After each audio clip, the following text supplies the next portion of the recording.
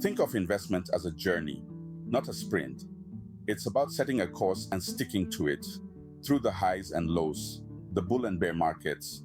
Some of the world's most successful investors didn't make their fortunes overnight.